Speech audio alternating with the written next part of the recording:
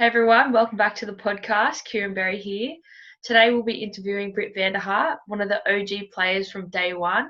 We'll be asking her some really meaty questions about her game and how she ended up co-captain this year for the season. I'd really like to give a shout out to our sponsors from Workplace Law, Shane and Athena, for continuing to support us on and off the field. Hey Britt, how you going? Good, thanks. How are you, Kiz? Yeah, really good. For the people listening today, could you introduce yourself? My name's Britt Vanderhart, and I am the co-captain of the Southern District's Rebelettes women's team. That's so good. If you could have a name badge that long, that'd be pretty good. We're going to jump into the first question. I wanted to ask you how you actually ended up in sevens, because I know that you haven't been playing it since day dot. What were you doing beforehand? So growing up, we were always such a competitive family. My brothers played a lot of rugby league, and I've just played every sport under the sun, really. I've played soccer, Oztag, we did little A's, but never really any physical contact sport. And always watching my brothers play, I was always wanting to get in there and have a go myself. I've been sitting on the sidelines watching them play for so long. After they started playing, I started dating a guy that played rugby union, and I was like, went to a couple of his games, watched it, and I was like, what the heck is this sport? It looks like everyone's just stacking on top of each other. All they do is kick. And after a while of watching that, I kind of understood the rules a bit more and really started to enjoy it. And then the opportunity presented itself to play rugby sevens. It just came up. Lauren Murdy, who I played Oztag with, she was involved in it. And then I just thought, you know what, I've watched all these people play this contact sport, and I just really wanted to get in there and give it a go. So that started with Justin Lang at his gym called Live Athletic. And I think that was in 2016. So haven't been playing the sport for very long. It is a new sport. So I jumped in and gave it a go there. Yeah, that's really cool. I think a bit of background as well, how the Rebelettes came about is some of you key players, what we call the OGs. So it's really cool to see how you got into it. And following that, you're actually probably now one of the most experienced players in our squad. What's your mindset on staying fresh, like in the game, continuing to learn to keep that competitive edge? Because I think we could all take a note of just your focus and your drive, especially in training. How do you keep ahead of the game in that regard? I'm probably just a naturally competitive person. Everything I do, I want to do to win, basically, whether it's playing sport or playing Monopoly. Like, I just want to win, and I always have that drive to succeed. I don't know. I think it's just basically just improving on the skills that you have, and you can be one of the better players in the team or just starting fresh, and it's always important just to build on those skills you have, like turning up to those extra passing sessions, just working on those skills. I'm naturally competitive, so I want to win, and yeah, that's basically it. Yeah, it really comes out in your training. I think you're one of the players to chase in that regard, so it's pretty cool to see.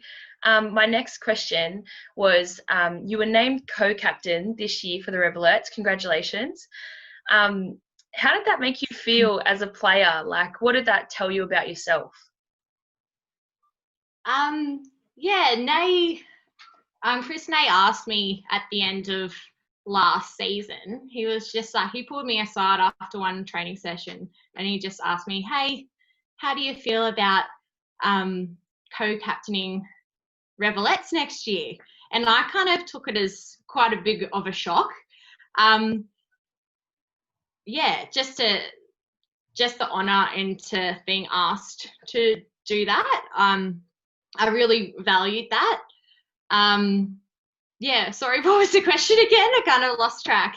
No, that's good. I was just saying, what did that kind of tell you about yourself, and how did it make you feel? But I think you kind of summed it all up, so that's really good. I think you said it was of great value being asked. From a captain's point of view, what could you tell me about the Rebelettes culture and why it's important to have a squad the way that we do? Yeah, I think this term team culture gets thrown around a lot, and the Southern District's Rebelettes culture is something that I hold really close to my heart and I really value. It's a really important part of our team. As a team, we have this drive to be competitive, to be the best playing team. And we have a reputation of, if you want to learn to play rugby, this is the team to come to, because we want to improve our players. Everyone there wants to improve the skills. We have that drive to be better than last year or to be better than the week before. With that competitiveness and striving to be better players, we also have that side of let's work hard now and reap the rewards at the end. So we do have that side of working hard and having fun as well. I think that's a really big ethos in our team. Yeah, definitely. And I think it's cool to see you named, because I think that's one of your probably like strings, you're one of your heartstrings, in that you really push to be first to set, and then have an easy game and a smart footy game. So that's really cool. My next question for you, Britt, is we're switching over to game time. You're a pretty physical player when it comes to it. I wanted to ask, when you're looking to put a shot on, do you is it a bit personal for you? Do you kind of know people on the other team and go, yeah, I wouldn't mind chucking a few hit ups, or do you aim to hit one of the more dangerous players on the other team? What's going through your mind in that? No, there's no really one person that I'm really targeting, but I do, one of my main things in a game is trying to put on a big shot, just to let them know that I'm here. I don't really target anyone. I just, whoever wants to run straight and hard at me, I'm like, okay, we're on here. But yeah, I just try and target whoever's coming straight for me. Doesn't give them an opportunity to step around me. So yeah. Yeah, that's cool. That's awesome. And I'll come back to something on that as well. But in a tournament, I've heard that you actually write 3 things down to bring to your day. Could you tell me like what some of those things are and what that does to your mentality coming up to a game? Yeah.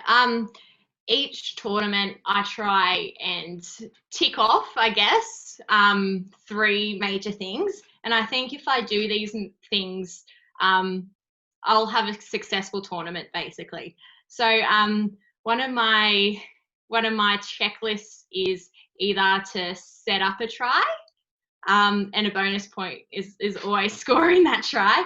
But if I can set up a try, I've done a job in a game, really. It's not always about finishing that off, but if I could set one up, that's a positive thing to take out of that tournament. Another thing is what I just mentioned, is just to put a big hit on, just to let everyone know that I'm here and I'm ready, and if you want to run at me again, go for it. And the third thing that I try and do is try and get a couple of steals in the ruck, just getting the ball back for our team. That's what I kind of enjoy, getting in there, getting the steals, getting that quick tap and then offloading it. I enjoy that. So if I can do those 3 major things, then I think I'll have a successful tournament. Yeah, that's cool. Really cool setup as well. I think we can all take some pointers in that, especially putting a nice shot on. You're actually renowned for making a few jokes about your speed. This is what I wanted to put a pin in. But I'd like to make a note. I've actually never seen you got done or anything one-on-one. I think I'm known as the fastest, slowest player in our team. Yeah, the fastest treadmill runner. But Pretty much. I wanted to ask how do you personally adapt to making sure you don't get done by a speedster? How do you adapt for those one-on-one tackles, making sure you shut it down? What does that look like for you? Not getting done in a game. Yeah. Everyone in our team knows that speed's probably not my strong point. Every example, if we come like up, if Chris gives us an example, if you see a mismatch, like if Nairi's on the wing and you look up and you see Brito, what's she going to do? Just run around us. So everyone knows I'm not the fastest girl in the team. I guess just doing things that I can control. Yes, you can build speed up, but I think it's one of those things whether you're either fast or you're not. So just working on things that I can control. Just those 1%ers basically. So working on my skills, working on my defense structure, and having those fast girls around me too also helps. And not let it get the best of you. Like if you run past me, okay, you've done a great job, but I'm not going to let you score under the post kind of thing, and having that mentality to keep on going. So and just that defensive structure. So knowing your players and who you're up against, doing that research. So if you look up and see a fast girl, you're not going to give them space, and you're not going to give them time to do all that. So it's kind of reading the players, knowing who you're playing against, and seeing the people around you too. Yeah. So a bit of homework, basically. Yeah, a bit of homework and a bit of eyes up footy. That's really good. I like that. For my last question, before I ask you about this is actually my last question. You've played some pretty incredible minutes on the field. Do you have a favourite memory or anything that you can look back on and go, that was flipping awesome, or, I'll chuck that one in the bank, anything like that? I have so many, because I've been with the Rebelettes since J. basically. So all our victories and triumphs I've been a part of, which has been pretty special. But one that kind of stands out, I have a couple, but one that stands out in mind was definitely our trip to Borneo. We played some really good footy in some weird conditions, like it was 40-degree heat and pelting with rain. So it was very strange conditions, and we played and adapted to that really well. We made it all the way to the grand final. In the semis, we came up an awesome Japanese team that had beautiful structure. They were fantastic, and I think we just won that game by 2 points or something like that. That was a pretty special moment, and then realising we're playing in the final was pretty awesome, even though that result didn't go our way. I think getting there was pretty special. And not just that actual footy, but everything that came with that experience. I think finishing off that grand final and taking a lap around the field with thousands of fans just wanting your socks, wanting your jersey. I think I just was one of the first ones just to take off my jersey, and I gave it over to a little girl who just was so stoked. You could see in her eyes, it just lit up, and she wore my smelly, sweaty jersey that whole rest of the day. So I think that was a pretty special moment. And another one would have to be probably Scone Sevens, our first time playing in Scone. I think Chris mentioned that last week. We made it to the grand final against a top team that had a few Aussie 15 players. They were very physical, and they knew their way around a pitch. So we were down by a couple of points, and Annalise scored, not under the post, but over to the sideline.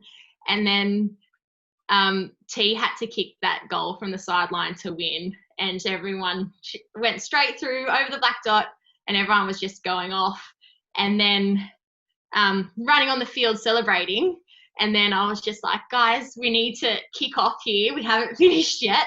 So we kicked it off, bounced in, went out, and then we celebrated. So that was pretty special as well. Yeah, I think we drove back 5 hours from Scone, and then we were still on a high. We all went out and had some drinks and some beers on a Sunday night. So it was pretty awesome. That one stayed in the memory. Yeah, that's cool. I think they're really cool memories, especially when you share them with more than just your players, but also your coaches too. I'd just like to say thank you for joining me. I really appreciate your time, and your answers have been so quality. Any final thoughts before we head off? No, I think that's it. Thanks for having me, Kieran, and big thanks to Workplace Law for always looking after us girls. We really appreciate everything you do for us. So thanks, guys. Awesome. Thanks, Brito.